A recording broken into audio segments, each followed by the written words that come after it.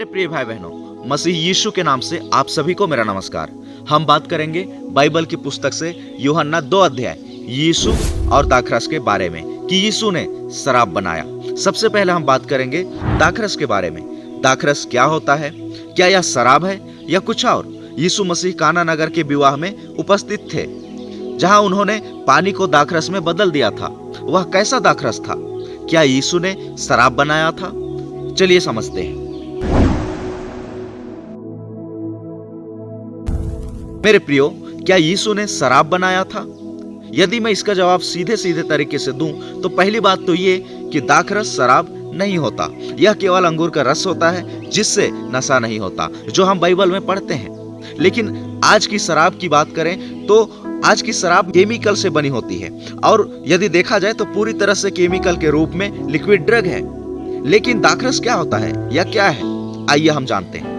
पहले हम निकाल लेंगे गिनती की पुस्तक 6 अध्याय उसका 3 वचन।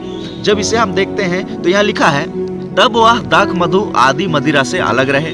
वह ना दाख मधु और ना मदिरा का सिरका पिए और ना दाख का कुछ रस भी पिए, वरन दाख ना खाए, चाहे हरी हो चाहे सूखी। मेरे प्रियो, हम यहाँ 4 बातों को देखते हैं। पहला दाख मधु, दूसरा दाख मधु की मदिरा, और तीसरा मदिरा का सिरका, और हम दाख का रस को देखते हैं। मतलब दाख से जुड़ी 4 बातों को हम देखते हैं। अब हम इन्हें अलग अलग करके समझेंगे तो हमें समझ में आएगा कि दाखरस क्या होता है। सबसे पहले हम समझते हैं दाख मधु के बारे में कि दाख मधु क्या है और यह कैसे बनता है। मेरे प्रियो, दाख मधु अंगूर से बनता है। उस समय लोग अंगूर को खमीर करके और सड़ा करके दाख मधु बनाते थे, जिसमें नशा होता था और वो उसे सेवन करते थे। अब हम बात करेंगे दाख मधु की मदिरा के बारे में कि ये कैसे बनता था।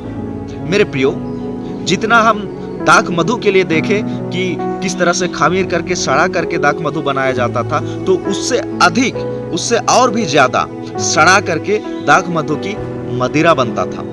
और हम बात करेंगे मदिरा का सिरका के बारे में, तो वह कैसे बनता था? तो वह और भी अधिक सड़ा करके बनाया जाता था। उसके लिए और भी ज्यादा, दाख मधु से भी ज्यादा, दाख मधु की मदिरा से भी ज्यादा और अधिक सड़ा करके मदिरा का सिरका बनाया जाता था, जिसमें नशा होता था। मेरे प्रिय भाई बहनों, अब हम बात करेंगे दाखरस के बारे में। तो ये कैसे बनता है? तो मेरे प्रिय भाई बहनों, अंगूर से ही दाखरस बनता है, और इस दाखरस में नशा नहीं होता, क्योंकि अंगूर, ये जो दाखरस होता है ये सामान्य अंगूर से बना हुआ होता है, जिसमें नशा नहीं होता। तो दाखरस अंगूर से बना होता है, और यह अंगूर सामान्य अंगूर होता है।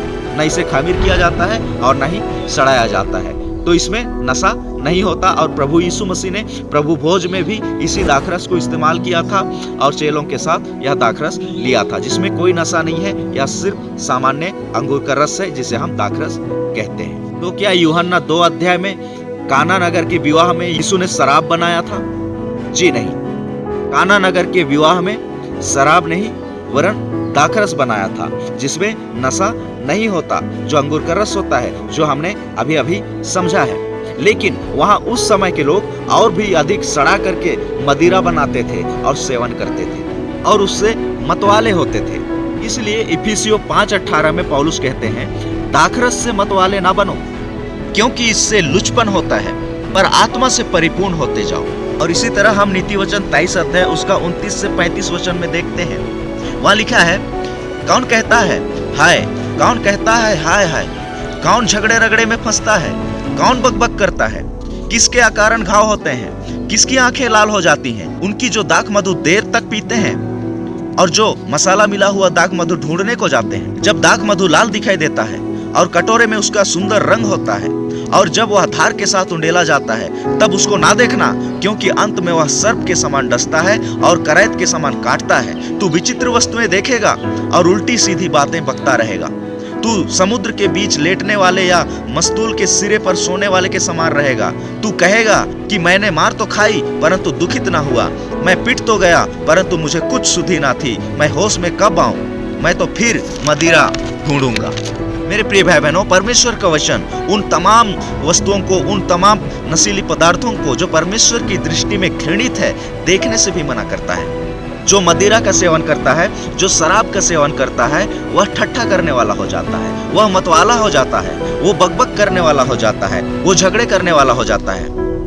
देखिए परमेश्वर का वचन क्या कहता है, पहला कुरिन्थियों 10 अध्याय उसका 31 वचन, इसलिए तुम चाहे खाओ, चाहे पियो, चाहे जो कुछ करो, सब कुछ परमेश्वर की महिमा के लिए करो।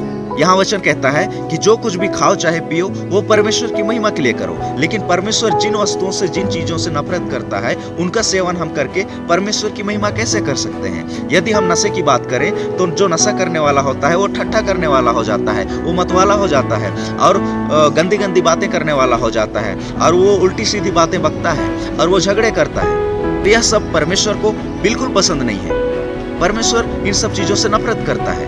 तो कोई इनका सेवन करके परमेश्वर की महिमा कैसे कर सकता है? इसका मतलब यह है कि पूरी तरह से बाइबल नशा को बैन करती है। मेरे प्रिय भाई बहनों, इन तमाम वचनों से हमने जाना है कि दाखरस सामान्य अंगूर से बना होता है और इसमें नशा नहीं होता। और यीशु मसीह ने काना नगर के विवाह में पानी को शराब नहीं बनाया था, वरन दाखरस में बदला था, जिसमें नशा नहीं होता। प्रभु आप सबको इन वचनों के द्वारा बहुत आयत की आशीष दे और अपने वचन में बढ़ाए। Praise the Lord.